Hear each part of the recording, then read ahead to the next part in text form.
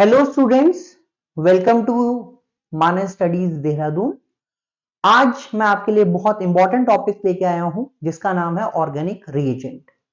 अगर आप इस टॉपिक को बहुत अच्छे से करते हैं तो आपकी ऑर्गेनिक केमिस्ट्री बहुत ही क्रिस्पी वे में, बहुत ही सिंपलेस्ट वे में आप कंप्लीट कर सकते हैं। So let's start the video with our first reagent that is called sodium in presence of dry ether। इस रिएजेंट के साथ में जो क्वेश्चंस एसोसिएट हैं वो आपको मिल सकते हैं नेम रिएक्शन पर, इसके मैकेनिज्म पर, और इसमें डिफरेंट एल्काइल हैलाइड लेंगे तब क्या होगा, अगर सेम एल्काइल हैलाइड लेंगे तब कौन से प्रोडक्ट हमें बनने वाले हैं। Sodium, so this is mainly the reaction of sodium diether with alkyl halide or aryl halide. Alkyl halide, let's say CH3Br, when treated with sodium in presence of dry ether, so it gives alkane। अगर हम alkyl halide को use करेंगे तो इस reaction को हम Wurtz reaction कहने वाले हैं। अगर alkyl halide की जगह पर हम aryl halide यूज करते हैं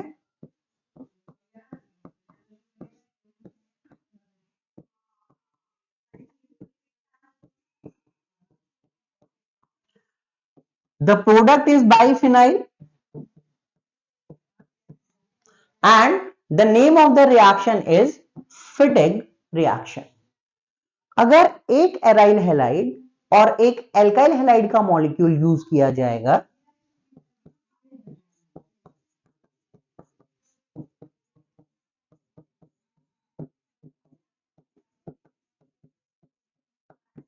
in that case alkyl derivatives are obtained and this reaction is known as Woods-Fittig reaction। Now the important points to remember for this particular reagent is, सबसे पहली बात यहां पर जो मैकेनिज्म है वो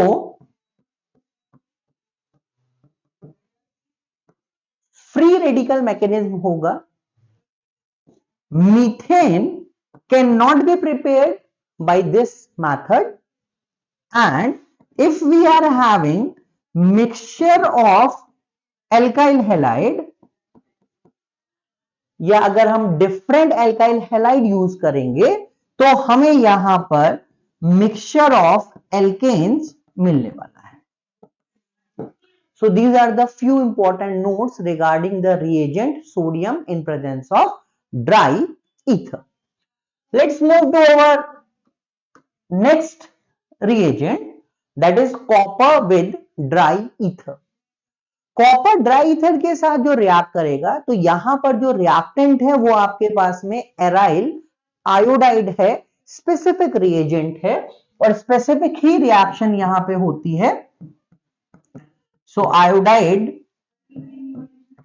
copper in presence of dry ether, product यहां पर भी बाइफिनाइल ही मिलने वाला है और इस पर्टिकुलर रिएक्शन को उल्मन रिएक्शन कहा जाएगा। अगर हम मेटल को चेंज कर दें, for example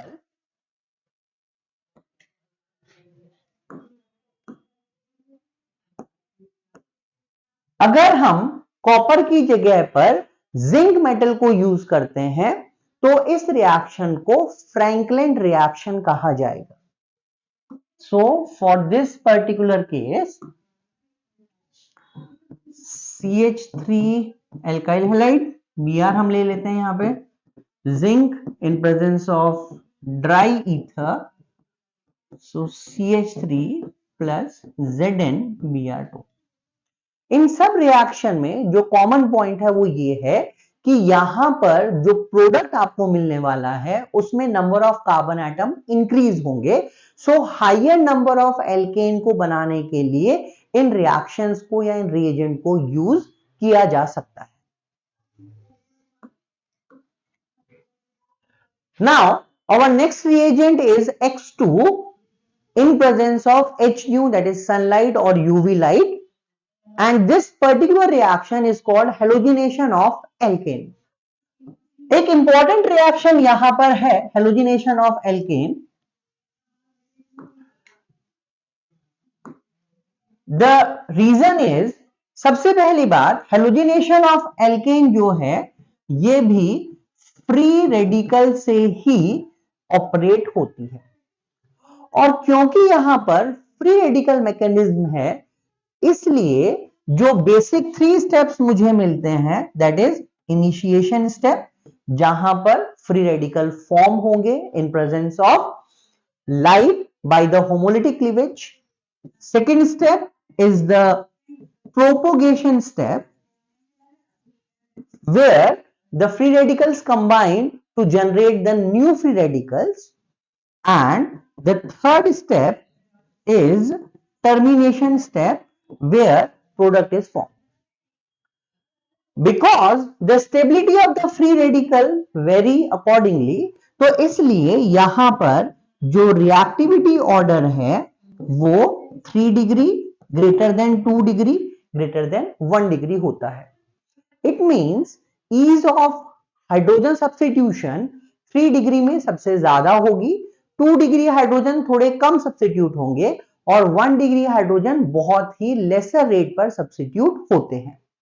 If we talk about the reactivity here, so F2 is more reactive than Cl2, then Br2 and then I2. Although important point ये है कि फ्लोरिनेशन, डायरेक्ट फ्लोरिनेशन पॉसिबल नहीं है, क्योंकि फ्लोरिनेशन की जो रिएक्शंस होती हैं वो हाईली एक्सोथर्मिक रिएक्शंस हैं, वायलेंट विग्रस रिएक्शंस होती हैं. वहीं आयोडीनेशन एक स्लो प्रोसेस है, इसलिए किसी बहुत अच्छे ऑक्सीडाइजिंग एजेंट HNO3 या HiO3 की प्रेजेंस में ही आयोडीन का सब्स्टिट्यूशन किया जा सकता है. मेनली जो सब्स्टिट्यूशन हम यहां पे करेंगे वो ब्रोमिनेशन और क्लोरिनेशन के रेस्पेक्ट में करने वाले हैं. एक और इंपॉर्टेंट पॉइंट यहां पर, जो ब्रोमिनेशन है वो सेलेक्टिव है, व्हाइल क्लोरिनेशन इज रिएक्टिव. कहने का मतलब ये है कि अगर किसी कंपाउंड में 3 डिग्री हाइड्रोजन है और हम उसका ब्रोमिनेशन करना चाहते हैं, उसमें प्राइमरी भी है, तो 3 डिग्री का जो रेट है वो बहुत ज्यादा होगा, around 1600 times as compared to the primary one. Whereas in case of chlorination, the rate of 3 degree is just 5 times as compared to the primary hydrogen. So we are getting different product here in case of free radical substitution of alkane. For example,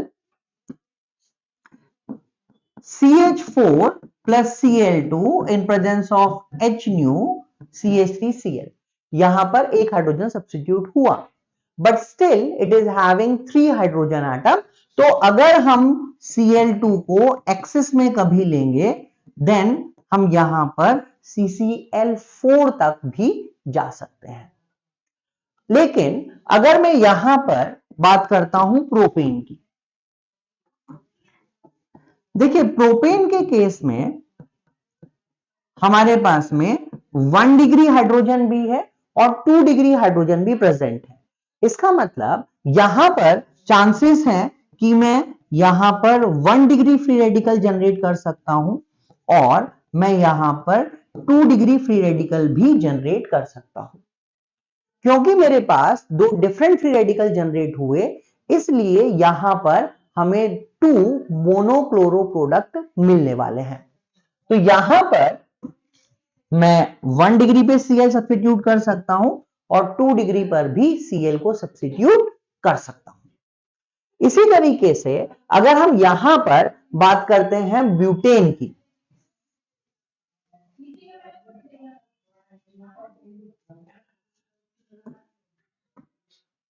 देखिए butane के case में हमारे पास में 2 तरीके के isomers हो सकते हैं. एक है n butane and the second one is isobutane. In case of N-butane, we have 2 different types of hydrogen, 1 degree and 2 degree. While in case of isobutane, again we have 2 different types of hydrogen, एक 3 degree है 1 degree, 1 degree and 1 degree. It means कि अगर कभी N butane से free radical generate होते हैं तो यहां पर 2 टाइप्स के फ्री रेडिकल जनरेट किए जा सकते हैं।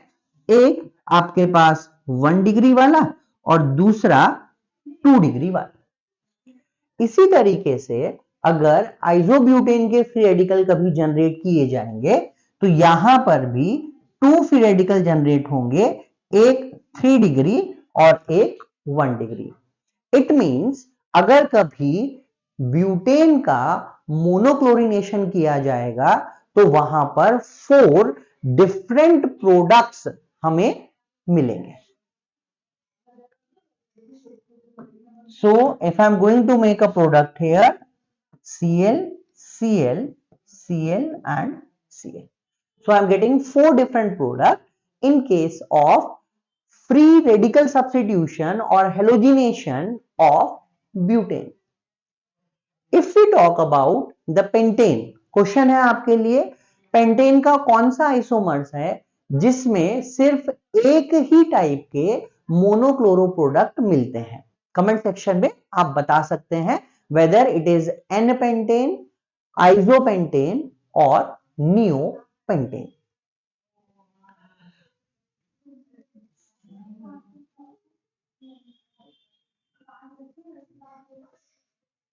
Now the another one here is the allylic substitution.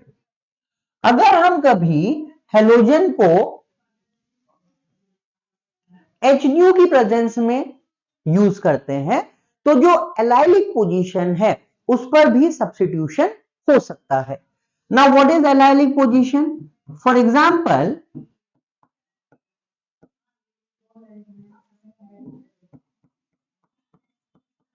अगर हम यहां पर प्रोपीन की बात करें तो प्रोपीन के केस में ये sp2 कार्बन है, sp2 and this carbon is sp3 carbon. So the sp3 hybridized carbon which is directly attached to sp2 is known as the allylic carbon. So अगर हम यहां पर HNU की प्रेजेंस में क्लोरीनेशन करेंगे तो ये इसकी allylic पोजीशन को सब्स्टिट्यूट करेगा। So in that case without affecting the double bond I am getting the monochloro product. तो अगर हमारे पास में एक क्वेश्चन है आपके लिए बेटा, अगर हमारे पास एक ये कंपाउंड है और इसको मैं Cl2H के साथ में ट्रीट करूंगा तो आपको मुझे बताना है कि यहां पर कितने मोनोक्लोरो प्रोडक्ट आप बना सकते हैं। एल्केन के केस में आपको फ्री रेडिकल सब्स्टिट्यूशन करना है। जब एलाइलिक कार्बन आएगा तो यहां पर भी फ्री रेडिकल सब्स्टिट्यूशन ही होगा, तो आपको number of product mono substituted आपको बताने हैं।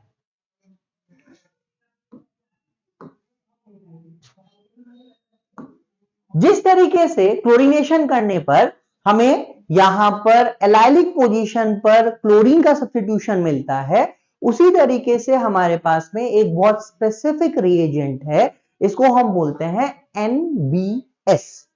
NBS stand for N bromo सक्सिनामाइड।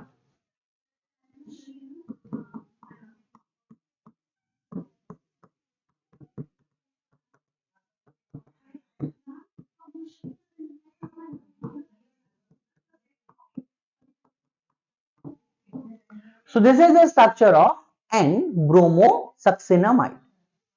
N-bromosuccinamide is specifically used for bromination at allylic position. यानी allylic position पे अगर कभी हमें bromination करना है तो उसके लिए मैं NBS को यूज कर सकता हूं। For example, अगर हम इसको NBS के साथ में ट्रीट करते हैं, ध्यान रखिएगा अब यहां पर मेरे पास में अगर एलाइलिक पोजीशन की बात की जाएगी, so in this case I am having 3 allylic position, तो यहां पर हम इस तरीके से प्रोडक्ट को ड्रॉ कर सकते हैं। CH2Br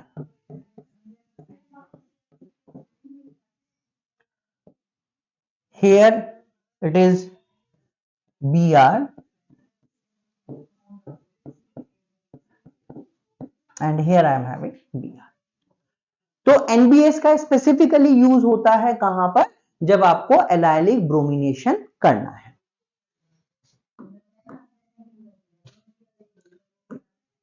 now the next reagent we are talking about is HX।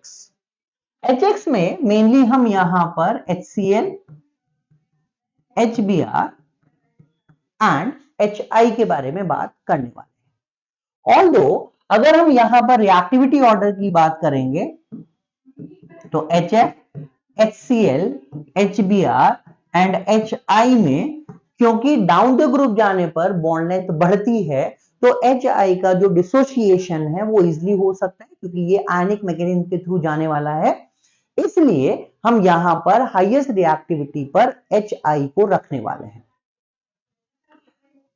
Alkene और एल्काइन दोनों यहां पर इस तरीके से एडिशन प्रोडक्ट देते हैं और यहां पर एक रूल यूज होता है, this rule is known as Markovnikov's rule. According to Markovnikov's rule, in a very simple word, it is rich becomes richer. It means जो रिएजेंट का पॉजिटिव पार्ट है वो उस डबल बॉन्डेड कार्बन से जाके चिपकने वाला है जिसके पास में मोर नंबर ऑफ हाइड्रोजन एटम होंगे। दूसरी इंपॉर्टेंट चीज ये है कि मार्कोनिकॉफ रूल को हम सिर्फ अनसिमेट्रिकल एल्कीन में ही यूज कर सकते हैं। अगर हमारे पास में कहीं पर सिमेट्रिकल एल्कीन होगी तो वहां पर मार्कोनिकॉफ रूल यूज नहीं होने वाला है।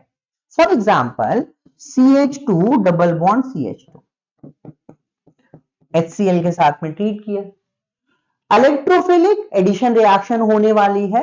इलेक्ट्रोफाइल का जो अटैक है वो एक स्लोएस्ट स्टेप है, रेट डिटरमाइनिंग स्टेप है, जबकि न्यूक्लियोफाइल का जो अटैक होगा वो एक फास्ट स्टेप होने वाला है। इस पर्टिकुलर केस में जो इंटरमीडिएट फॉर्म होता है वो कार्बोकैटायन है। तो स्टेबिलिटी की तरफ हमें जाना है, कार्बोकैटायन है इसलिए रीअरेंजमेंट के चांसेस वहां पे हो सकते हैं। और order of stability of carbocation आप सबको पता है, 3 डिग्री सबसे ज्यादा स्टेबल होता है, उसके बाद में 2 डिग्री का नंबर आता है, उसके बाद प्राइमरी है। अगर कहीं पे रेजोनेंस इफेक्ट आ रहा है तो उनकी स्टेबिलिटी थोड़ी ज्यादा हो सकती है, जैसे एलाइलिक है, फिनाइलिक है, so they are more stable as compared to 3 degree, 2 degree and 1 degree carbocation. So rich become richer. Example समझते हैं यहां पर, अगर मैं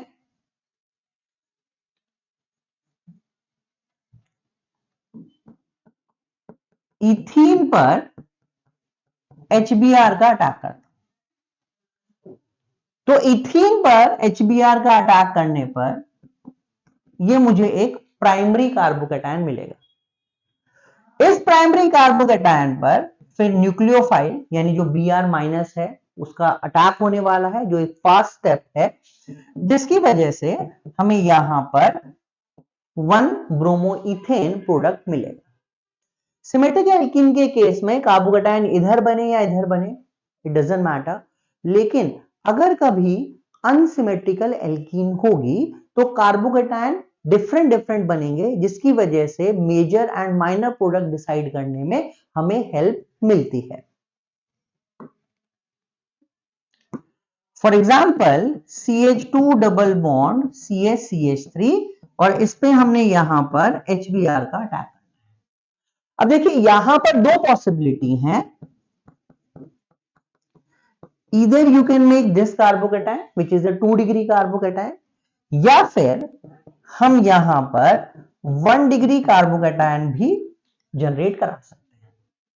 क्योंकि यहां पर दो डिफरेंट कार्बोकैटायन है तो हम यहां पर स्टेबिलिटी को प्रायोरिटी देंगे। 2 degree is more stable as compare to 1 degree, इसलिए जो मेजर प्रोडक्ट हमें यहां पे मिलने वाला है वो 2 डिग्री से मिलेगा और जो माइनर प्रोडक्ट हमें यहां पे मिलेगा वो आपको 1 डिग्री वाले से मिलने वाला है। This is what the Markovnikov rule suggested.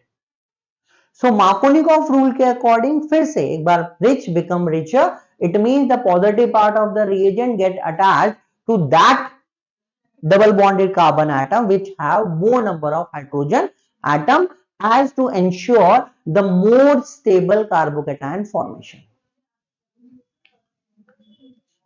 Even for the alkyne also it is feasible to add this HX or this hydrohalogenation. Alkene में किस तरीके से होगा? For example we have HC triple bond CCH3, HBr का addition करते हैं, ठीक है। नाउ रिच बिकम रिचर यानी H इसके पास मूव करेगा, I am getting CH2 double bond CHBr CH3, again attack of, no this H is not required here, HBr, so it will be CH3 C Br Br CH3. So I am getting a dihalide which is a gem dihalide.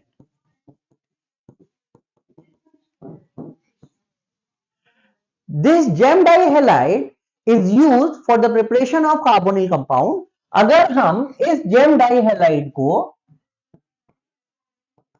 aqueous KOH के साथ में treat करते हैं तो substitution reaction होगी OH OH CH3, एक carbon पे 2 OH unstable होते हैं, वाटर रिलीज होगा और यहां पर we are ending up with the carbonyl compound. So this is the hydrohalogenation tool for alkene as well as for the alkyne.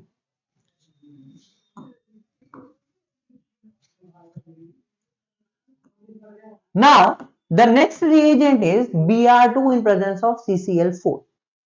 This is called halogenation or bromination reaction.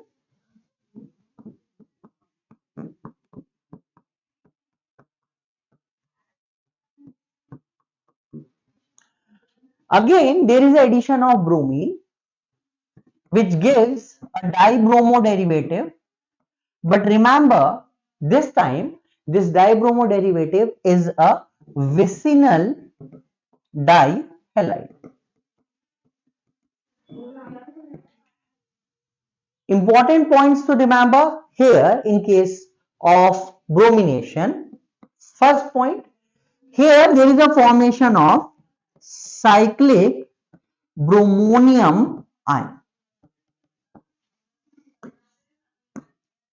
और क्योंकि यहां पर cyclic bromonium ion form हो रहा है इसका मतलब यहां पर कोई भी रीअरेंजमेंट के चांसेस नहीं होंगे।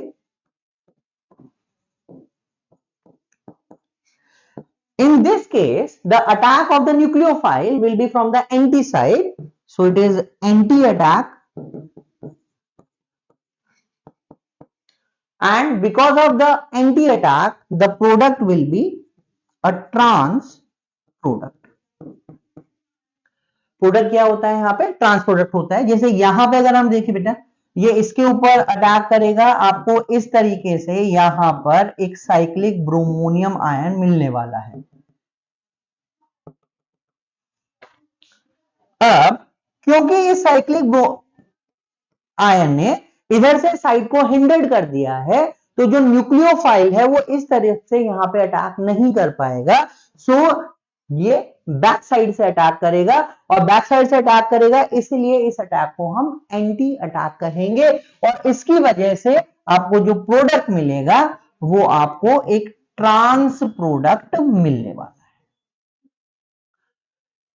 है। एक और इंपॉर्टेंट पॉइंट जो हमें यहां पे ध्यान रखना है, जो ब्रोमीन है ये यहां पर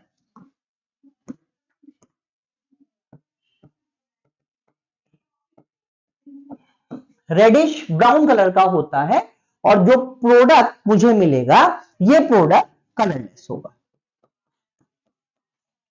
So this method is used as a test for unsaturation.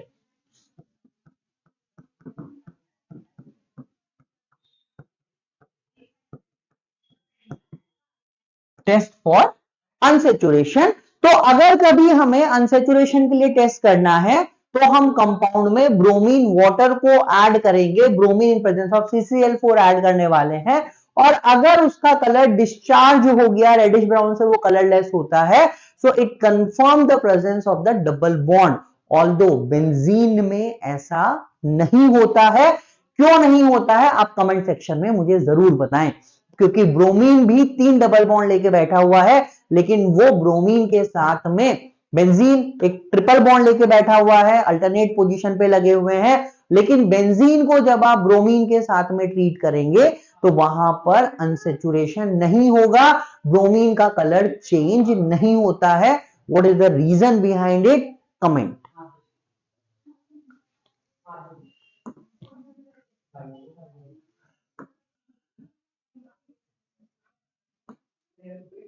Now let's move to the another reagent, that is Ag2O. Ag2O यहां पर मॉइस्ट भी मिल सकता है और ड्राई भी हो सकता है। जो रिएक्टेंट हम यहां पर यूज करने वाले हैं वो एल्काइल हैलाइड है। तो मॉइस्ट में कैसे रिएक्शन होने वाली है, और अगर हम ड्राई लेंगे तो रिएक्शन किस तरीके से होगी, क्या दोनों में सेम प्रोडक्ट बनेगा या डिफरेंट प्रोडक्ट बनेगा, उसको एनालाइज करें। For example we have CH3Br and it is treated with moist Ag2O. Remember, जब हम यहां पर मॉइस्ट Ag2O यूज करते हैं तो ये एक सब्स्टिट्यूशन रिएक्शन है जिसमें एल्काइल हैलाइड अल्कोहल में कन्वर्ट होता है। लेकिन अगर हम यहां पर ड्राई Ag2O यूज करेंगे, सो two molecules of alkyl halide participate in the reaction and the product obtained will be ether rather than alcohol. Comment section में आप मुझे बताएंगे कि अल्कोहल और ईथर कौन सा आइसोमेरिज्म शो करते हैं, which type of isomerism is shown by alcohol and ether. So moist Ag2O alcohol and dry Ag2O ether formation.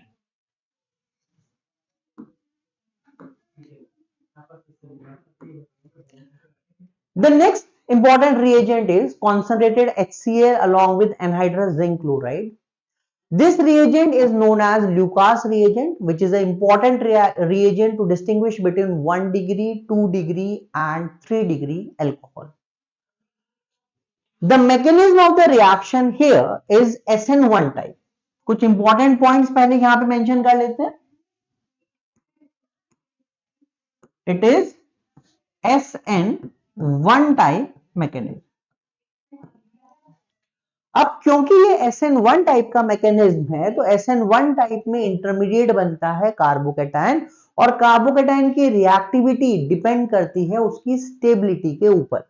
इसलिए यहां पर जो ऑर्डर हमें मिलेगा वो 3 डिग्री, 2 डिग्री और 1 डिग्री के रेस्पेक्ट में मिलने वाला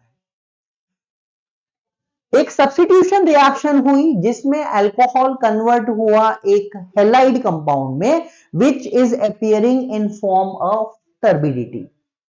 SN1 मैकेनिज्म है, इसलिए 3 डिग्री अल्कोहल के साथ में इमीडिएट टर्बिडिटी ऑब्टेन होती है।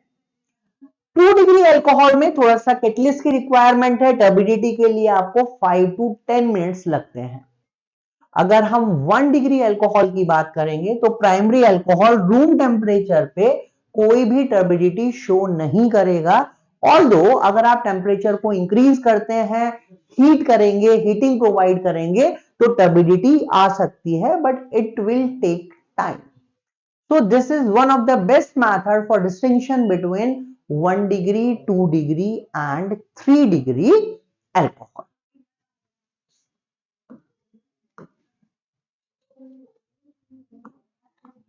The next reagent is HBr in presence of peroxide. पिछले वाली स्लाइड्स में हमने HBr का एडिशन किया था सिमेट्रिकल एल्कीन पर भी और अनसिमेट्रिकल एल्कीन पर भी. कार्बोकैटायन जनरेट हुआ था, फिर स्लो स्टेप था, न्यूक्लियोफाइल का अटैक फास्ट था, और वहां पर इलेक्ट्रोफिलिक एडिशन मैकेनिज्म के थ्रू हमने प्रोडक्ट फॉर्म किया था. जब हम यहां पर HBr के साथ में पेरोक्साइड लेते हैं, so this effect is known as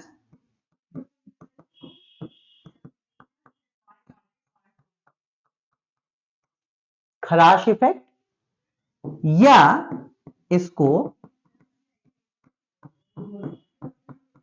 peroxide effect भी बोलते हैं.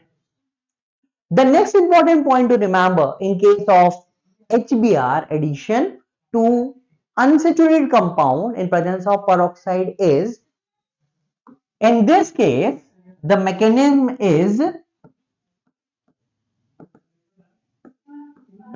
free radical. जबकि वहां पर कौन सा मैकेनिज्म हो रहा था, वहां पर हमारे पास में आयोनिक मैकेनिज्म था. यहां पर जो मैकेनिज्म होगा वो एक फ्री रेडिकल मैकेनिज्म होगा. एक और चीज आपको ध्यान रखनी है, only HBr shows peroxide effect. अगर हम यहां पर HCl की बात करेंगे तो HCl कभी भी पेरोक्साइड इफेक्ट शो नहीं करता है.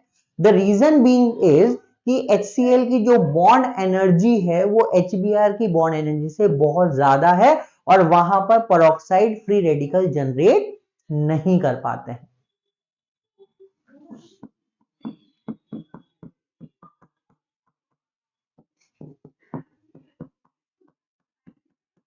In presence of peroxide. So in this case, the mechanism will be anti-Markovnikov addition. The mechanism is anti-Markovnikov addition. तो इसलिए अब जो पॉजिटिव पार्ट है वो उस डबल बॉन्डेड कार्बन के साथ में जाके चिपकने वाला है जिसके पास lesser number of hydrogen atom होंगे. So the product obtained in this case is one bromopropane, while in absence of peroxide it was 2 bromopropane.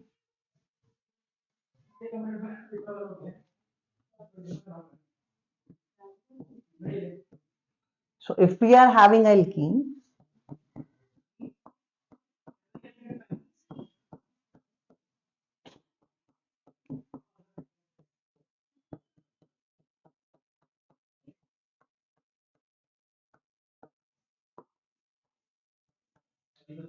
Comment section में बताएंगे A, B एंड C क्या क्या प्रोडक्ट बन सकते हैं.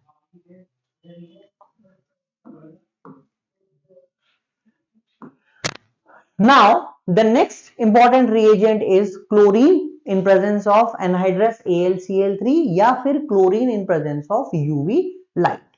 जो रिएक्टेंट हमारे पास है वो यहां पर बेंजीन है. दोनों में डिफरेंस क्या है पहले ये समझ लेते हैं. अगर हम कभी chlorine in presence of anhydrous AlCl3 लेते हैं तो यहां पर जो मैकेनिज्म है वो इलेक्ट्रोफिलिक सब्स्टिट्यूशन मैकेनिज्म होता है, जिसकी वजह से बेंजीन रिंग में हेलोजिनेशन होगा. यानी अगर हम बेंजीन मॉलिक्यूल के साथ में क्लोरीन की रिएक्शन करते हैं in presence of anhydrous AlCl3. Now in this case anhydrous Cl3 is acting as a Lewis acid which is to generate the electrophile here. तो यहां पर सब्स्टिट्यूशन होगा और सब्स्टिट्यूशन होने पर हमें chlorobenzene as a major product मिलने वाला है. अगर यहीं पर मैं इस क्लोरीन को एक्सिस में लूं तो जितने भी हाइड्रोजन एटम हैं वो सब सब्स्टिट्यूट होंगे through electrophilic substitution and we are ending up with hexachlorobenzene. But अगर हम यहां पर क्लोरीन को यूवी लाइट की प्रेजेंस में लेते हैं तो यहां पर जो मैकेनिज्म मिलने वाला है ये आपके पास में फ्री रेडिकल मैकेनिज्म है, और फ्री रेडिकल मैकेनिज्म से आपको साइड चेन हेलोजिनेशन होने वाला है. साइड चेन हेलोजिनेशन का मतलब ये है कि फॉर एग्जांपल अगर हमारे पास में टॉलिन है और हम इसको क्लोरीन HNu की प्रेजेंस में ट्रीट करेंगे, सो इन दिस केस जो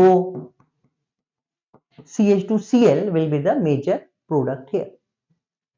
अगर हम यहां पर बेंजीन के साथ में क्लोरीन को एक्सिस में लें in presence of sunlight, in that case all the hydrogen get substituted by the Cl और यहां पर जो कंपाउंड बनता है उसको हम बोलते हैं benzene hexachloride. This benzene hexachloride is also known as BHC। इसको 666 भी बोला जाता है because it is having a formula C6H6Cl6। This compound is also known as gammexane which is acting as an insecticide. So these are the few important points that you must remember while you are using the reagent chlorine in presence of UV light or chlorine in presence of anhydrous AlCl3. Let's move to our next reagent, and the next reagent is bromine in presence of CCl4. देखिए bromine CCl4 की हमने अभी एक reaction पढ़ी थी जिसमें हम test for unsaturation के लिए इसको यूज कर रहे थे। अब यहां पर जो रिएजेंट हमारे पास है वो सिल्वर सॉल्ट है एसिड का।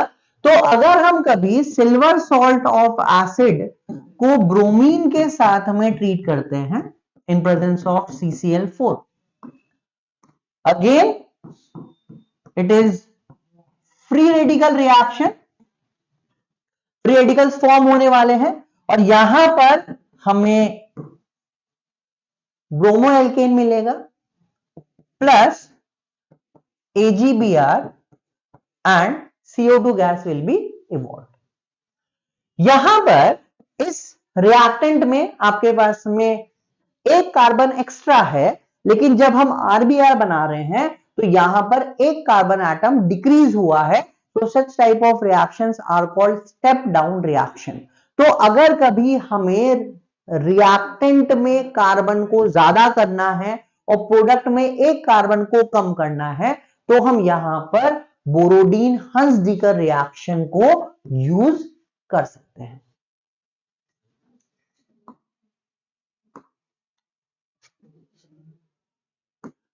Now again a very important reaction, अगर हम कभी फ्लोरो कंपाउंड या फिर आयोडो कंपाउंड फॉर्म करना चाहते हैं तो डायरेक्ट हेलोजिनेशन से पॉसिबल नहीं है, इसलिए हम यहां पर हेलोजन एक्सचेंज प्रोसेस को यूज करेंगे। Now in halogen exchange process a high reactive halogen substitute the less reactive halogen. यहां पर अगर कभी हम NaI